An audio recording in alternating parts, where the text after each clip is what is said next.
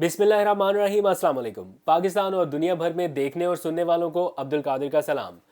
हम यहाँ पर सियासी मामलात और ख़ास तौर पर ये जो आजकल लॉन्ग मार्च चल रहा है इसकी कवरेज में मसरूफ़ है, लेकिन बाकी क्या कुछ हो रहा है उस बारे में इतना ज़्यादा पता नहीं चल रहा और उसके ऊपर इतनी ज़्यादा डिस्कशन भी नहीं हो रही, इसीलिए बहुत सारे मामलात हम डिस्कस ही नहीं कर रहे। तो आज थोड़े से ऐसे मामलात को भी डिस्कस करना है। आपको पता है मुल्की नहीं, दुनिया की जो आबादी है इस वक्त वो 8 अरब का फिगर टच कर चुकी है।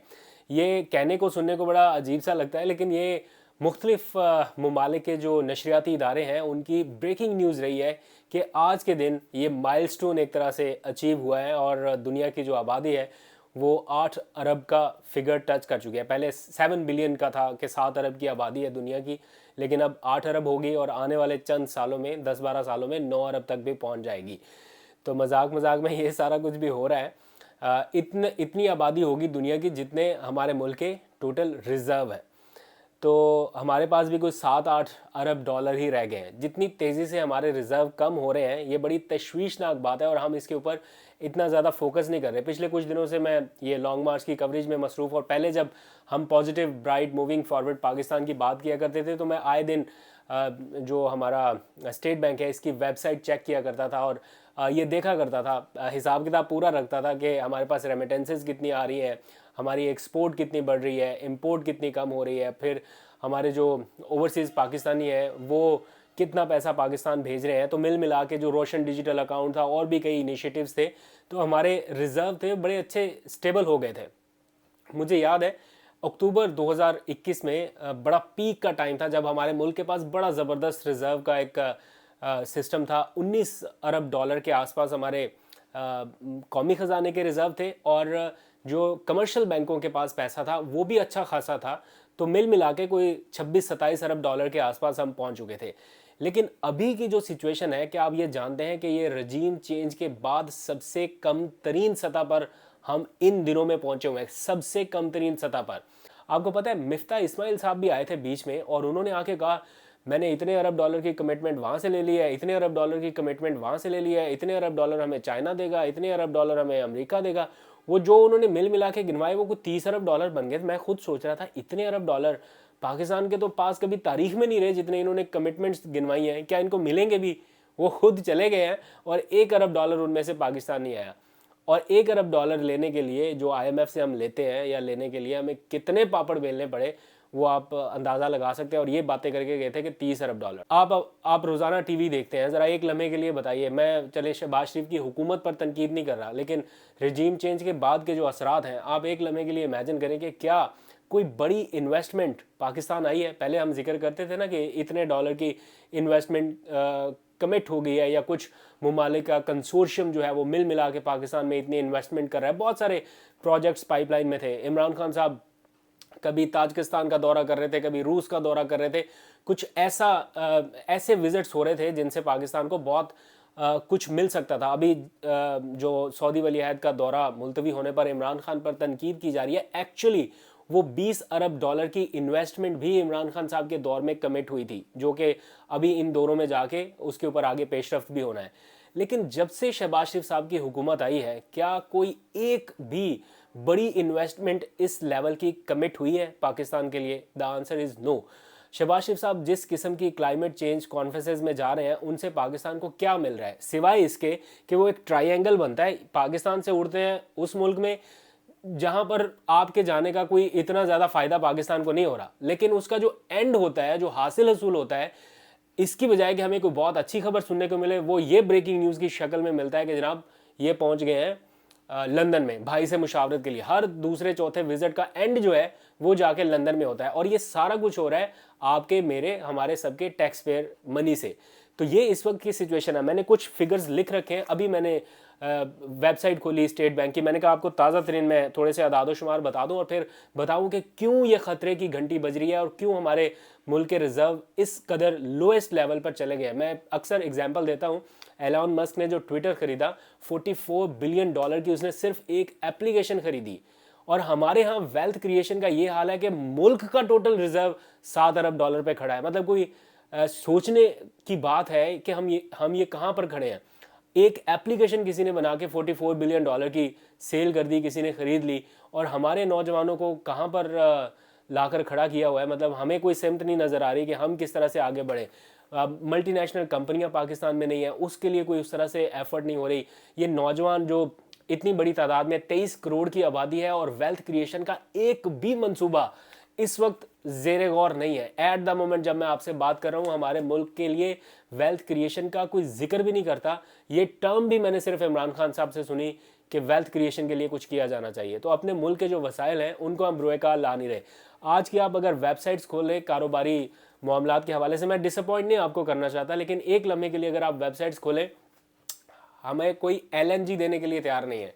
पाकिस्तान को एलएनजी का कॉन्ट्रैक्ट नहीं मिल रहा और आने वाले सर्दियों में हमारी क्या हालत होगी वो आप जो इनलैंड पाकिस्तानी है वो बहुत अच्छे से समझ सकते हैं कि किन मुश्किलात का सामना करना पड़ेगा। और जो ओवरसीज़ पाकिस्तानी हैं उन्होंने रिकॉर्ड कमी कर दी है जो रेमिटेंसेज वो पाकिस्तान में भेजते थे। जो हमारी रिकॉर्ड एक्सपोर्ट्स बढ़ रही थी, आए दिन मोबाइल फ़ोन मैन्युफैक्चरिंग हो रही थी, आए दिन यहाँ पर मेड इन पाकिस्तान मोटरसाइकिल्स बनने शुरू हो गए थे, वो क्या बैटरीज पर चलने वाले, और काफ़ी कुछ हो रहा था। लेकिन वो सारा कुछ एकदम से हॉल्ट हो गया, रुका हुआ है। और जो प्रोसेस चलो रुका हुआ है तो उम्मीद है ना कि कभी शुरू भी हो जाए। वो रिवर्स में सारा जा रहा है, प्लांट्स बंद हो रहे हैं, इंडस्ट्रीज बंद हो रही हैं, कारोबारी तबका परेशान है। लेकिन हमारा एक मसला नहीं हल हो रहा कि मुल्क में इलेक्शंस कब होंगे, क्योंकि ये सारा कुछ घूम रहा है सिर्फ इसी चीज़ के इर्द गिर्द कि आइंदा इंतखाबात कब होंगे। मैं एक लम्हे के लिए मैंने कुछ फिगर्स लिखे हैं, मैंने सोचा आपको मैं दिखा दूं। सितंबर 2021 जब इमरान खान साहब की हुकूमत थी, हमारे कौमी ख़जाने में 19 अरब डॉलर और कमर्शियल बैंकों में जो डॉलर्स थे वो मिला के 25 अरब डॉलर से 27 अरब डॉलर के लगभग हम थे। बड़ा अच्छा बैलेंस था। फरवरी 2022, ये अदम एतमाद से एक महीना पहले की मैं बात कर रहा हूँ, 16 अरब डॉलर के रिजर्व हमारे मुल्क के पास थे।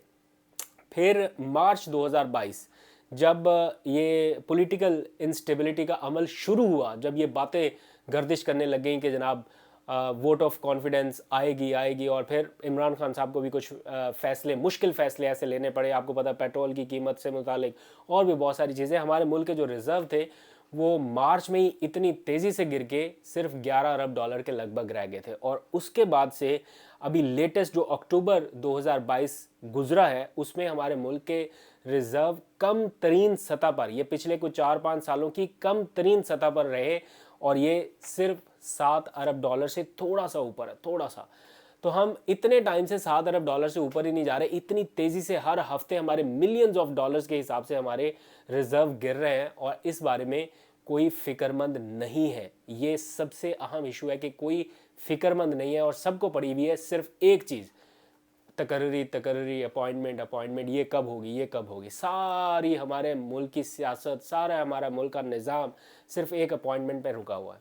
क्यों हम 75 सालों में ऐसा सिस्टम नहीं बना सके कि जो मेरिट पर हो, जो सीनियर मोस्ट हो, वो आ जाए। चीफ जस्टिस भी तो अपॉइंट होता है। चीफ जस्टिस की तकर्री में हमने कभी ऐसी सूरत हाल नहीं देखी जैसी अब इन दिनों में देखने में आ रही है। ये किसी एक का कसूर नहीं है, बस ये तो मजमूई सारे सियासतदानों का भी कसूर है कि उन्होंने ऐसा सिस्टम नहीं बनाया और ऐसा रखने की कोशिश की कि सारा इख्तियार एक शख्स के पास हो। वज़ीर आज़म करेगा नामजद, वज़ीर करके क्या कर लेता है वज़ीर आज़म? नवाज शरीफ साहब ने कितने आर्मी चीफ अपॉइंट किए, क्या उनका कामयाब तजर्बा अब तक रहा है उनके साथ? वो खुद बता सकते हैं, आपके सामने भी हिस्ट्री है। यहाँ पर अहम सवाल यह है कि क्या नवाज शरीफ अब फिर ये तैनाती कर सकेंगे, या ये जो दौड़ भाग हो रही है ये सिर्फ लोगों की आंखों में धूल झोंकने के मुतरादिफ है कि देखिए अब भी नवाज शरीफ इतना पावरफुल है कि वो बाहर से बैठकर फैसले कर सकता है। कुछ तजियाकार ये कहते हैं कि जो भी फैसला होना है वो पाकिस्तान से ही होना है, ये लंदन से कोई फैसला नहीं होना, क्योंकि अभी तक तो नाम ही जीएचक्यू से नहीं भेजे गए, और जो नाम जीएचक्यू से भेजे जाएंगे उन्हीं से मुतालिक फ़ैसला होना है।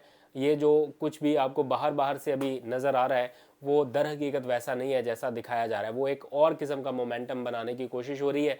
आज इमरान खान साहब ने भी अपने कुछ खदशात का फिर से इजहार किया। मैं यहाँ पर रिपीट नहीं करता, आपने तकरीर में शायद सुन लिया होगा, लेकिन द क्वेश्चन इज़ दिस कि क्या इमरान खान का लॉन्ग मार्च फ़ैसला कुन हो सकता है या नहीं इस सिलसिले में? क्या इस्लामाबाद में वो लॉन्ग मार्च दाखिल हो सकेगा या नहीं? और एक अहम क्वेश्चन ये कि क्या इमरान खान साहब को इस लॉन्ग मार्च से इंतखाबात की तारीख मिल सकती है या नहीं?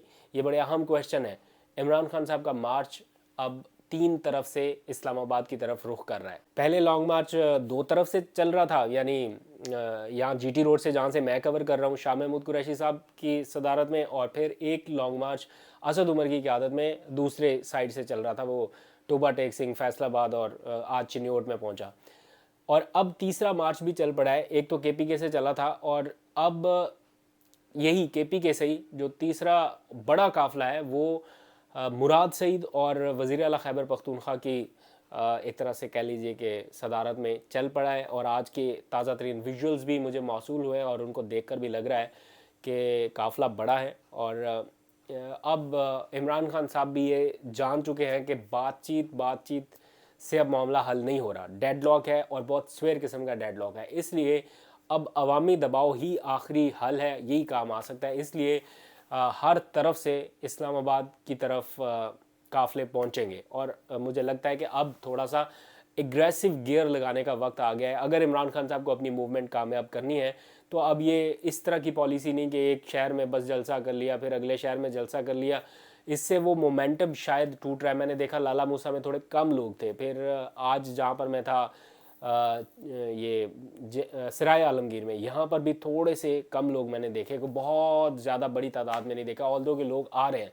لیکن اگر موومنٹ کو کامیاب کرنا ہے تو اتنا زیادہ گیپ یہاں پہ رکنا, پھر میں نے سنا جہلم میں بھی شاید 1 سے زیادہ دن لگ جائے گا, پھر آگے جاتے جاتے بھی, تو اس مومنٹم کو تھوڑا سا ری بلڈ کرنے کی یا تھوڑا سا اگلا گیئر لگانے کی ضرورت ہے. تو لیٹ سی, میں آپ کو گراؤنڈ بیس چیزیں بتا رہا ہوں, وہ نہیں جو آپ ٹی وی اسکرینس پر دیکھتے ہیں.